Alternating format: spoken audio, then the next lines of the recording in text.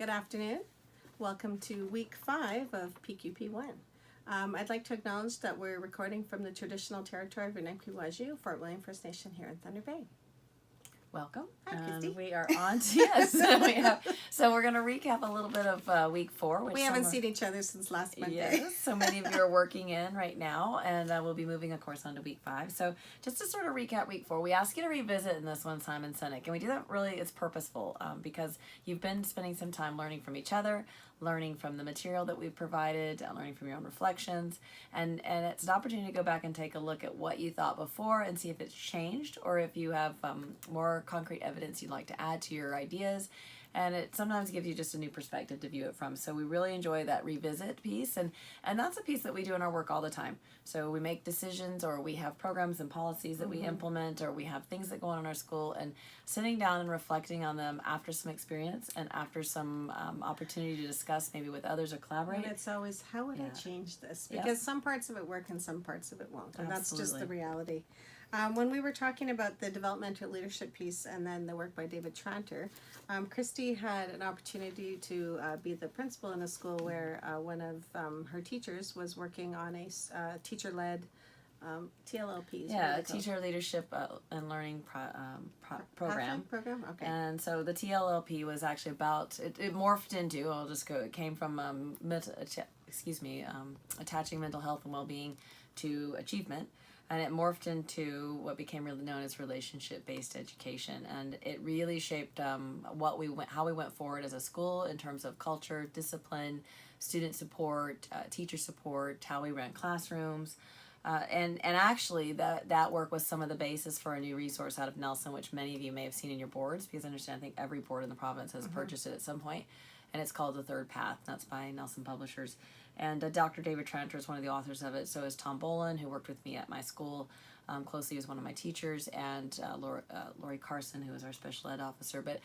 And at this point, and we ask you to take a look at developmental leadership and how you capitalize on people's strengths within your school. And at this point now, the Third Path has come out, and I'm in a new school, and I don't have the same research base, I don't have the same knowledge base that I did at my previous school. So at my new school, I have a teacher who's interested quite a bit in linking mental health, well-being, achievement, and has asked to work with the Third Path. So that's using that person's interests and strengths, and they are going to we'll start in the fall implementing that work into our school, including the 7 different pathways within it. And so that's a piece where you look and listen to people's interests and the things that they're working with or even struggling with, because I know that for this teacher, it was really, really important. She had a very challenging class and really wanted to do things she thought the culture would actually help the children work better in the class and have better attentiveness. So this was an opportunity to give her some leadership project work from her strengths, because she does have really good relationships with her children, but to give her a resource even to bolster that. So that's what, when you're thinking about that developmental leadership, that's what you're looking at and looking for, is how to capitalize off the strengths in your building and have people gain that efficacy through the work they can do with their strengths. And for many of you who are moving into your practicum, that will be the kind of space that you are holding within your school on your practicum as well. So you'll be working with, I'm assuming, a principal in your building or maybe a nearby building.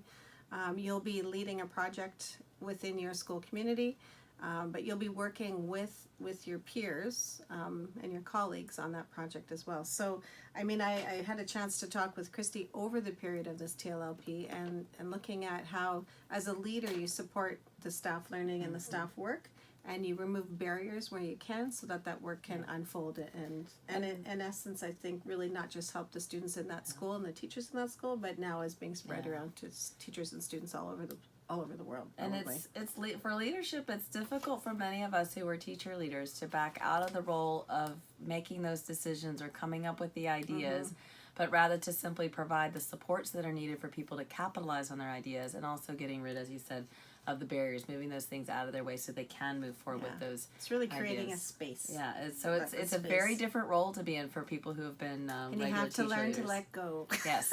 You really do have to learn to let go.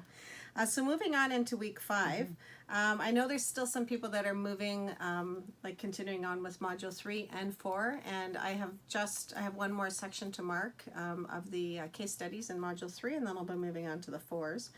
So don't worry, I'm like moving along behind you, picking up those assessment pieces. So this week you should see your first batch of marks come in.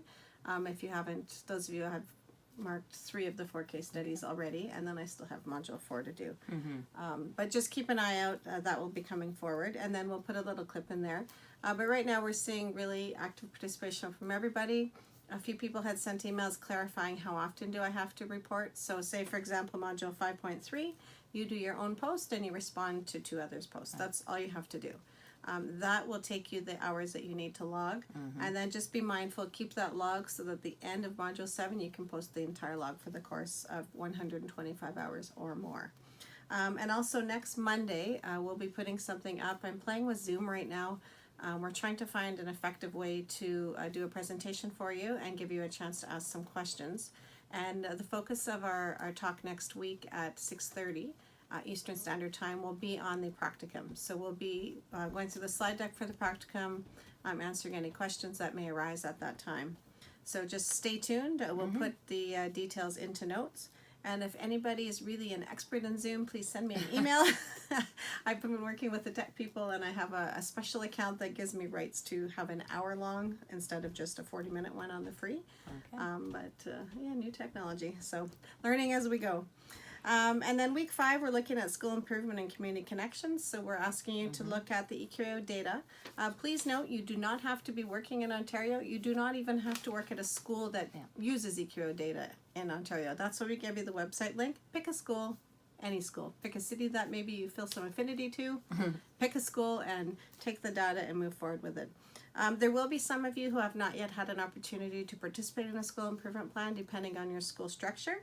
So that is okay. Write down what you know about that. So if you haven't yet had an opportunity, I know some of the bigger high school situations, there's small teams that participate in that, and other people don't really, other than implementing.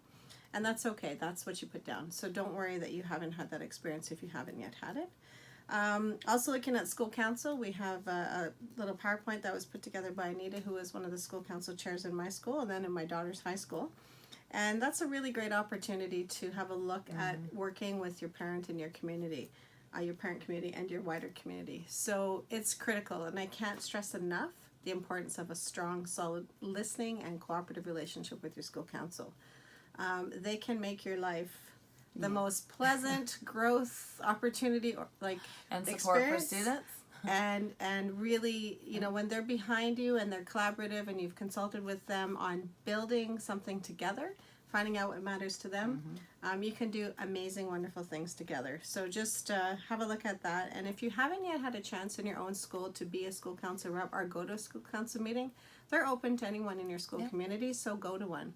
Just go as an observer, check it out, and see what's there. And then the final piece is community collaborative partnerships, looking at relationships with your Indigenous communities and what that means to have an inclusive school. So we've put an article in there by Dr. Pam Toulouse, as well as some of the documents from the ministry. Have a look at them, see what's happening. Many of you may be well immersed in that work in your own schools, and for some of you, depending on where you are in the world or where you are in the province, you may be early in those stages. All of it's okay. So just have a read through some of that. There's some great resources out there to help with that.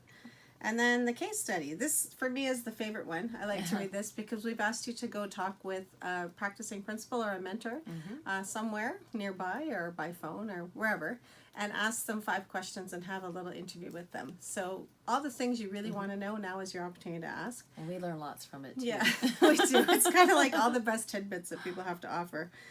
So just 5 questions. You decide what you want to ask them.